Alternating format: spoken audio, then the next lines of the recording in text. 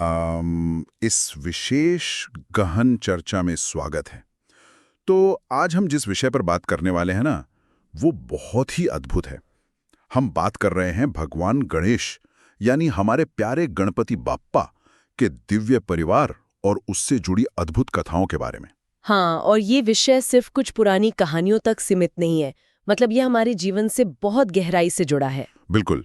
लेकिन आगे बढ़ने से पहले ये स्पष्ट कर दूं कि आज की इस चर्चा का विषय created, collected, presented by Pawan Thakur from Thakur property consultancy किया गया है। तो आइए इस विषय की परतें खोलते हैं। मुझे लगता है श्रोताओं के लिए समझना बहुत जरूरी है कि गणेश जी का परिवार सिर्फ कुछ पौराणिक नामों की सूची नहीं है, बल्कि ये पूरे ब्रह्मांड के काम करने के तरीके, आध्यात्मिकता और जीवन में बुद्धि और सफलता के संतुलन का एक बहुत ही गहरा प्रतीक है। हाँ यार, मतलब अगर हम देखें तो बप्पा का परिवार सीधे तौर पर हमारे रोजमर्रा के संघर्षों और सफलताओं से जुड़ा है, पर एक बहुत बड़ा विरोधाभास है जिससे मैं शुरुआत करना चाहता हूँ। अच्छा, वो क्या है? सोचिए, जो भगवान पूरी दुनिया के लिए विघ्नहर्ता हैं, मतलब बाधाओं को दूर करने वाले, उन्हें खुद अपने जन्म के चंद घंटों के भीतर ही मृत्यु जैसी सबसे बड़ी बाधा का सामना क्यों करना पड़ा? ये बात तो किसी का भी दिमाग चकरा दे। ये जो मृत्यु और जन्म का विरोधाभास है ना, ये वास्तव में एक बहुत गहरे रहस्य की ओर इशारा करता है। अगर हम शिव पुराण और अन्य स्रोतों को देखें तो उनका जन्म किसी सामान्य तरीके से नहीं हुआ था। हाँ, मैंने पढ़ा है कि माता पार्वती ने स्नान करते समय अपने शरीर के मैल या उबटन से उनकी रचना की थी। बिल्कुल। उन्होंने उस बालक को एक विशेष और निष्ठावान रक्षक के रूप में उत्पन्न किया था, जो सिर्फ उनकी आज्ञा माने। मतलब एक ऐसा गार्ड जिसे खुद पार्वती जी ने बनाया हो और फिर पार्वती जी ने उसे द्वार पर खड़ा कर दिया कि कोई अंदर ना आ सके। सही कहा। और हमें यह समझना होगा कि माता पार्वती प्रकृति या भौतिक संसार का प्रतीक है। वो जो शरीर का मैल था, वो उसी भौतिकता और सांसारिक लगाव, ये यूं कहें कि अहंकार को दर्शाता है। अच्छा, तो फिर वहां भगवान शिव आ जाते हैं और उस बालक ने उन्हें रोक दिया क्योंकि वो शिव जी को जानता नहीं था। पर मुझे यहाँ एक बात समझ नहीं आती। क्या बात? शिव जी तो सर्वज्ञ है ना, उन्हें तो सब पता है। फिर वहां एक भयंकर युद्ध क्यों छिड़ गया? मतलब शिव जी के गण आए और जब बालक नहीं माना तो क्रोध में आकर शिव जी ने उसका सिर धड़ से अलग कर दिया। क्या ये प्रतिक्रिया कुछ ज्यादा ही आक्रामक नहीं थी? अगर हम इसे एक आम पिता पुत्र के झगड़े की तरह देखेंगे तो ये आक्रामक ही लगेगा, लेकिन दार्शनिक पहलू से देखें तो शिव परम चेतना है और वो बालक उस वक्त भौतिक अहंकार का प्रतीक था। ओहो, मतलब परम चेतना और अहंकार का टकराव। बिल्कुल।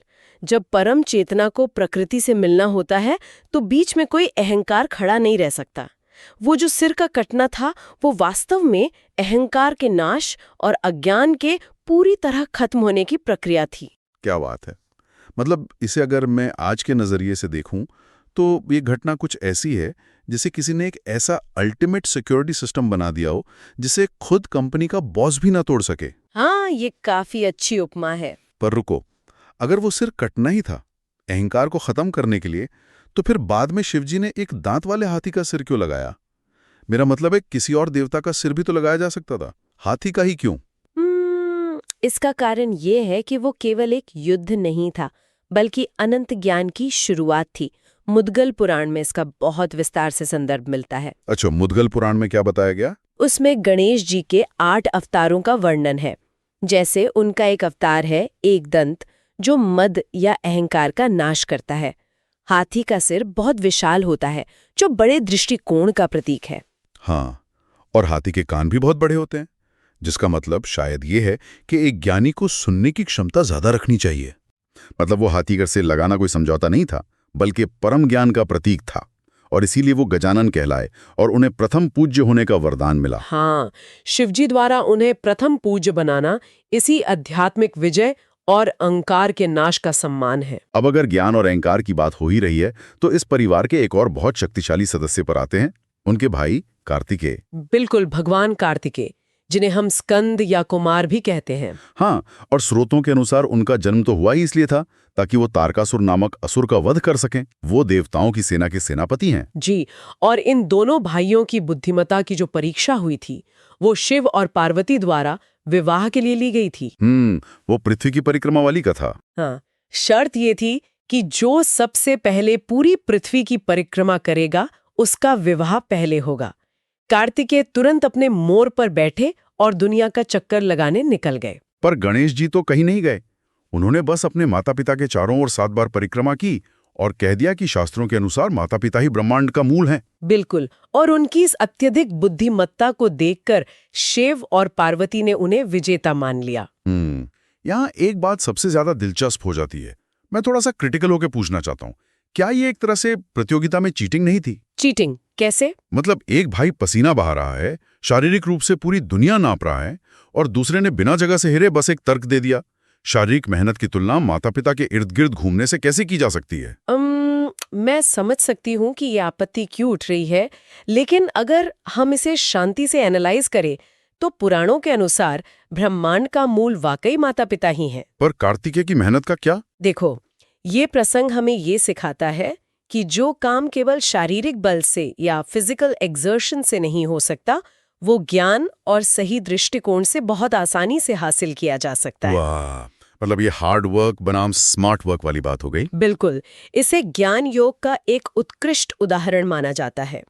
गणेश गीता में भी इसका वर्णन मिलता है कि बुद्धि का स्थान शारीरिक बल से हमेशा ऊपर होता है। ये बात तो बहुत सटीक है। और इसी बुद्धिमत्ता से प्रसन्न होके शिव पार्वती ने उनका विवाह करवाया। किनके साथ हुआ था उनका विवाह? प्रजापति विश्वरूप की 2 सुंदर पुत्रियों के साथ, जिनके नाम हैं सिद्धि और बुद्धि। सिद्धि और बुद्धि मतलब आध्यात्मिक शक्ति और ज्ञान। हाँ, सिद्धि का अर्थ है सफलता या शक्ति और बुद्धि का अर्थ है विवेक या ज्ञान। अगर इसे आज के संदर्भ में देखा जाए तो ये तो ब्रह्मांड का सबसे बेहतरीन बिजनेस मॉडल लगता है। अच्छा, वो कैसे? मतलब विशेषकर हमारे स्पॉन्सर ठाकुर प्रॉपर्टी कंसल्टेंसी जैसी संस्थाओं या किसी भी पेशेवर व्यक्ति के लिए सोचिए। जब आपके पास ज्ञान यानी बुद्धि होती है और आप उसे सही दिशा में लगाकर सफलता यानी सिद्धि पाते हैं तो उसका नतीजा क्या होता है? उसका नतीजा उनके 2 पुत्रों के रूप में दिखता है, शुभ और लाभ। एकदम सही। सिद्धि से शुभ यानी मांगलिकता और बुद्धि से लाभ यानी प्रॉफिट। मैं आपकी बात से पूरी तरह सहमत हूँ। अगर हम इसे बड़े परिप्रेक्ष्य में देखें तो गणेश जी का ये परिवार वास्तव में एक इंसान की आध्यात्मिक और भौतिक यात्रा का नक्शा है। हाँ, और हम हर दिवाली पर शुभ लाभ लिखते भी हैं अपने दरवाजों पर। बिल्कुल, और स्रोत बताते हैं कि कोई भी अनुष्ठान, चाहे वो 16 चरणों वाली पूजा हो या 21 मोदक चढ़ाना, तब तक अधूरा है जब तक इंसान के भीतर बुद्धि और सिद्धि का संतुलन न हो। मतलब अगर किसी के पास सिर्फ लाभ हो और शुभ ना हो तो वो बेकार है। हाँ, बिना शुभता के लाभ बिल्कुल व्यर्थ है। अगर आपका प्रॉफिट किसी गलत तरीके से आ रहा है तो वो टिकेगा नहीं। ये तो बहुत ही प्रैक्टिकल बात हो गई। अच्छा, अब थोड़ी बात उनके विस्तृत वंशावली की करते हैं। गणेश जी का जो मातृकुल है यानी माता की तरफ का परिवार। हाँ, उनके नाना पर्वतराज हिमालय हैं और नानी रानी मैना है। और मैंने सुना है रानी मैना स्वयं पितरों की मानस पुत्री थी। बिल्कुल, और उनकी मौसी पवित्र नदी देवी गंगा है। तो यहाँ मेरे मन में एक सवाल आता है, भगवान के लिए इन सब चीजों का मतलब इतने लंबे चौड़े पारिवारिक रिश्तों का क्या कुल अर्थ है? देखो, पुराणों में वंशावली के महत्व पर बहुत जोर दिया गया है। ये सृजन के विस्तार और पितृ ऋण चुकाने के बारे में है। पितृ ऋण? हाँ, हम जो भी हैं अपने पूर्वजों की वजह से हैं। परिवार का ये पेड़ उन्हें एक जड़ों से जुड़ा हुआ स्वरूप देता है, जिसे हम सगुण रूप कहते हैं। अच्छा, तो ये हमें उनसे भावनात्मक रूप से जोड़ता है। लेकिन स्रोतों में तो बाप्पा के 32 विभिन्न रूपों का भी जिक्र है ना? बिल्कुल, जैसे बाल गणेशर, वीर गणेशर या महागणेशर। और उनके सहस्र नाम यानी 1000 नाम भी हैं। तो ये सब ब्रह्मांडीय शक्तियों के बीच कैसे जुड़ता है? उनका सगुण रूप जो उनका परिवार है वो उन्हें हमसे जोड़ता है, जबकि उनके हजारों नाम और उनके 32 रूप उनके निराकार और अनंत शक्तियों को दर्शाते हैं। मतलब वो सिर्फ एक परिवार के सदस्य भर नहीं है। एकदम सही। महाराष्ट्र के अष्टविनायक मंदिरों को ही ले लीजिए, जो स्वयंभू माने जाते हैं, यानी वो खुद प्रकट हुए हैं। वे पूरी सृष्टि के विघ्नों को हरने वाले परम तत्व हैं, जो पूरे ब्रह्मांड को अपने भीतर समाहित करते हैं। सच में, ये तो रोंगटे खड़े कर देने वाला एहसास है। तो अगर हम इस पूरे डीप डाइव का सार निकालें तो भगवान गणेश की वंशावली केवल एक ईश्वरी जन्म की कहानी नहीं है। हाँ, बिल्कुल नहीं। बल्कि ये दिव्य निर्माण से लेकर ज्ञान, सफलता, शुभता और परम लाभ प्राप्त करने की एक पूरी यात्रा है। मतलब कैसे अहंकार का नाश करके बुद्धि को जगाया जाए और फिर कैसे उस बुद्धि से जीवन में शुभ और लाभ लाया जाए। बिल्कुल सही कहा आपने। एक बार फिर से इस एपिसोड के प्रायोजक का धन्यवाद करना चाहूंगा। ये चर्चा created, collected, presented by Pawan Thakur from Thakur property consultancy की ओर से थी। और जाने से पहले मैं श्रोताओं के मन में विचार करने के लिए एक अंतिम, थोड़ा चौंकाने वाला तथ्य छोड़ना चाहूंगी। अच्छा, वो क्या है? गणेश पुराण में चंद्रमा के श्राप के बारे में बताया गया है। क्या आपको पता है कि चतुर्थी की रात को चांद को देखने से मिथ्या दोष लगता है? मिथ्या दोष मतलब झूठे आरोप लगने का डर?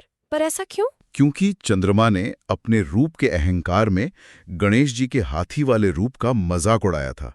इसी वजह से उन्हें ये श्राप मिला था। ओहो, ये तो सच में बहुत विचारोत्तेजक बात है। हाँ, और ये हमारे लिए एक बहुत बड़ा संदेश है। बिल्कुल। मतलब सुनने वालों के लिए सोचने वाली बात है कि जब भी हम रात के आकाश में चंद्रमा को देखें तो विचार करें कि क्या हमारा अपना अहंकार हमें उन चीजों का मजाक उड़ाने पर मजबूर करता है जिन्हें हम पूरी तरह समझ नहीं पाते। एकदम सही कहा आपने। बुद्धि और सफलता तभी सार्थक है जब उसके साथ विनम्रता हो। क्या बात है।